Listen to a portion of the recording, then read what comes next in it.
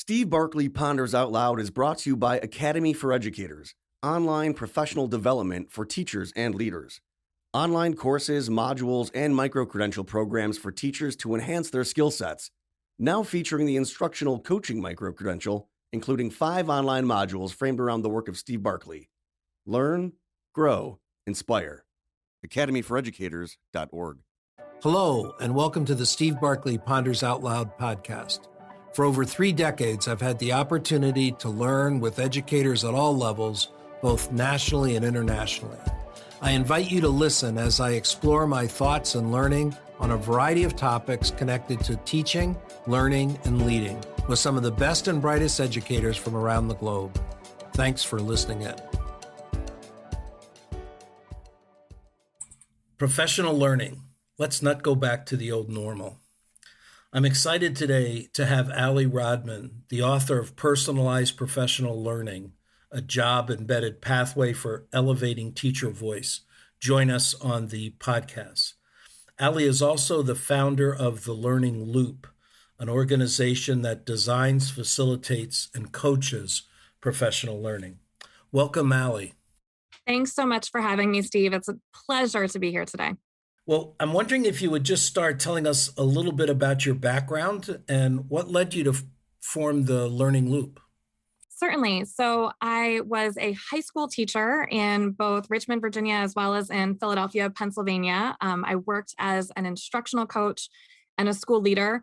And through each of those roles, one of the things that continued to bother me was how, despite the fact that we were asking teachers to differentiate and personalize learning for their students, we were continuing to facilitate one size fits all, sit and get professional development for them.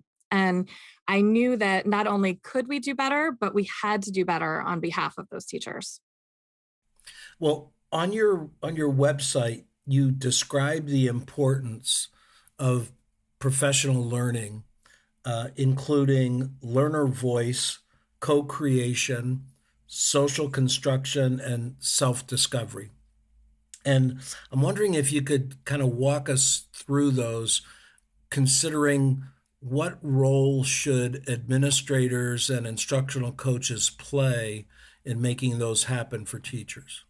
Certainly. So those 4 key elements of personalized learning come from Ben Akalik and Allison Rodman's work as they coach teachers around what it looks like to personalize instruction for students. And as mentors of mine, I really turned to them to think about how could we reimagine those same key concepts of personalized learning, but in the andragogical or the adult learning space. So in my work with both leaders as well as coaches, in thinking about those professional learning spaces, we use the elements of voice and co-creation initially to bring teachers into the process, not only to select the topics of professional learning that are interesting to them, but also to truly be co-creators in the process of design.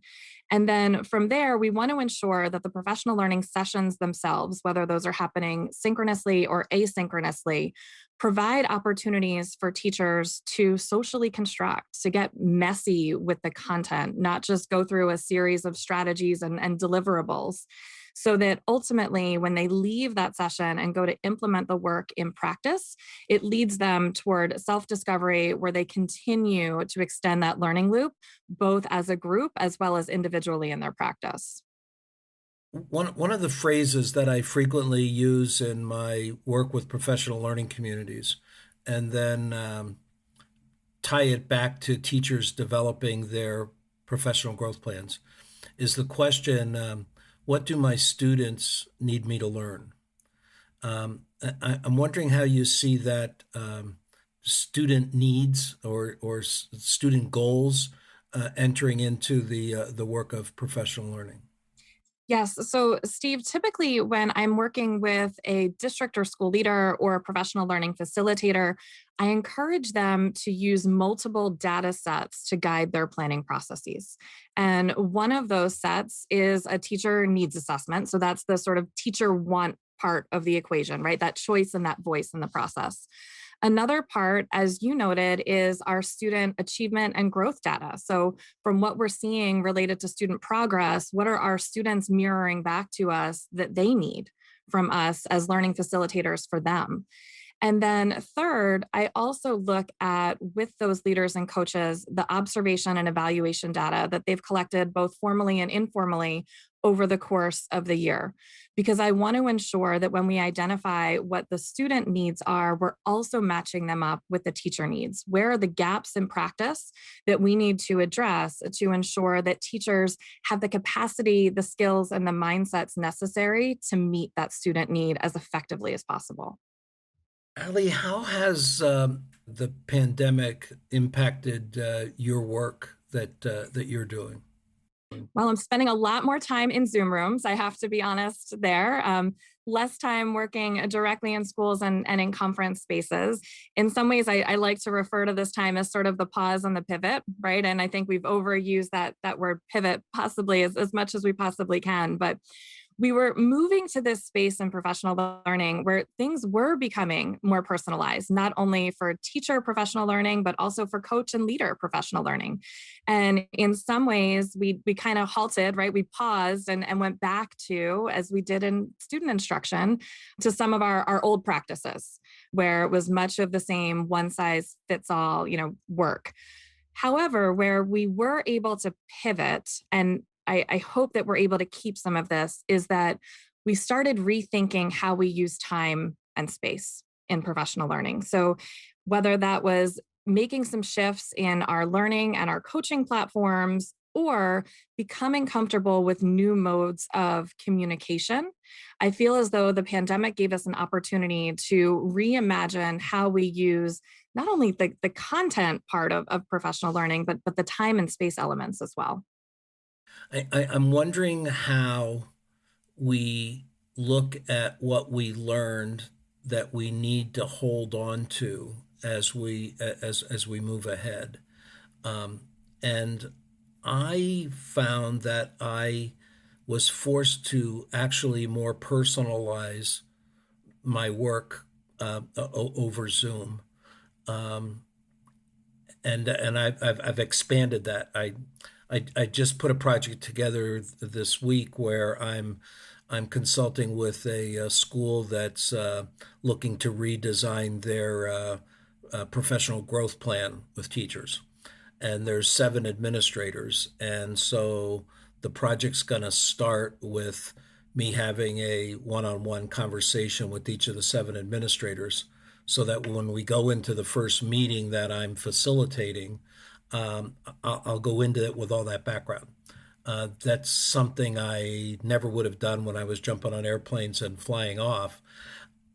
But I think I need to keep that when I start getting on the plane and flying off. And I can still do it I can still Zoom it, all on the front end. But what are you thinking we need to do to kind of stop and see that we don't go back to that old normal, and really take advantage of the things that we've learned? Well, one of the points is certainly those connection elements that you referenced, Steve, right? In some ways, you and I are coaching in schools that we've never stepped physical foot into, right? And that's a completely, when you want to talk new normal for us, we're used to walking the halls shoulder to shoulder with a leader, getting a sense of the space and the culture, and then stepping into a professional learning space with teachers and leaders. So that part certainly feels different. But I think as a facilitator, much like you, it's pushed me out of my comfort zone to reimagine new ways to make those connections and better understand the culture and the feeling of particular learning organizations. Along with that, there are two other elements that stand out to me that I want to make sure we don't lose. One is space for reflection.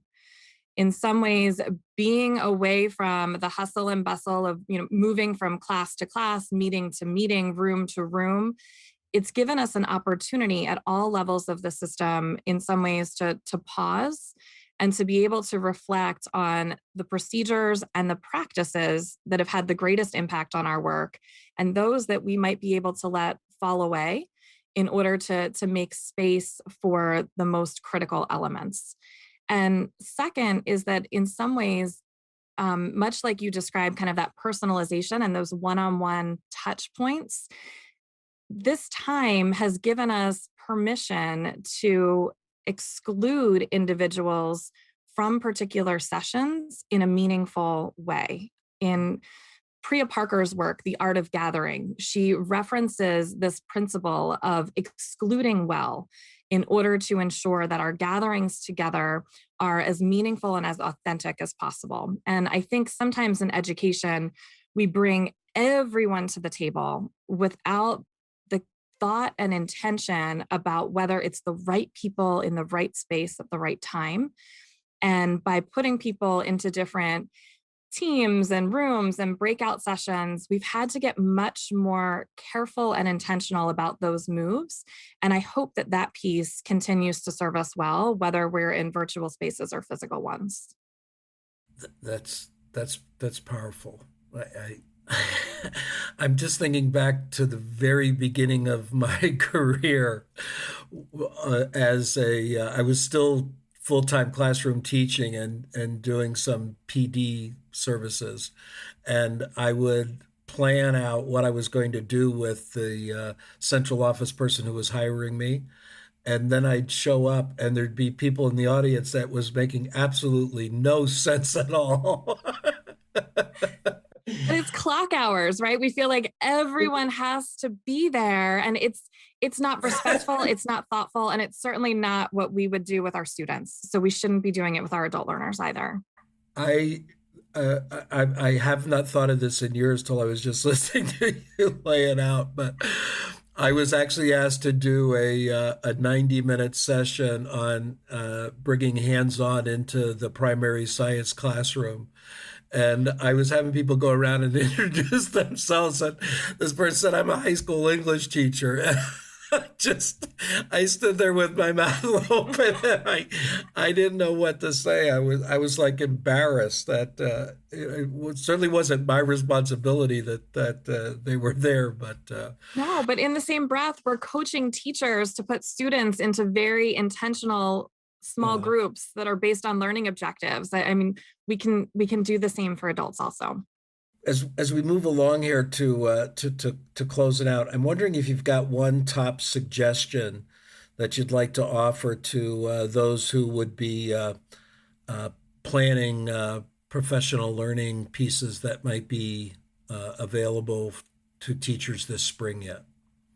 Certainly. So it would be include the learners, not just in the selection of the topics. So often when I work with leaders, they'll say, well, I'm incorporating learner voice. I gave them a menu of topics to choose from, and then they picked. That's a good first move, and I don't want to lose that.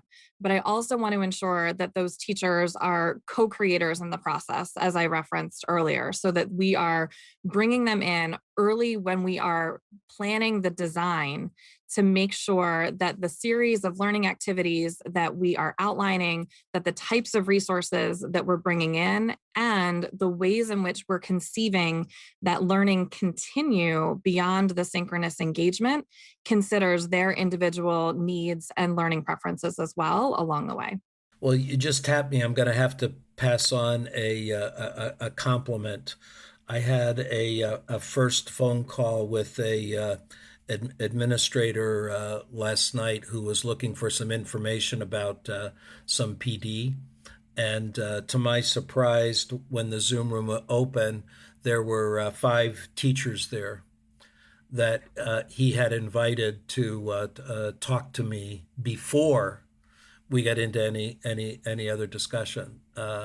So I will be dropping him a note to share your words there, and it was powerful. I must say it stepped me back. Who better to inform the learning than the learners themselves? They should be a part of that design process. I think if I've ever experienced that before, it's probably because I sought it out. Mm-hmm. So I was surprised that they had stepped forward and built it into the design. Yeah, it's exciting to see.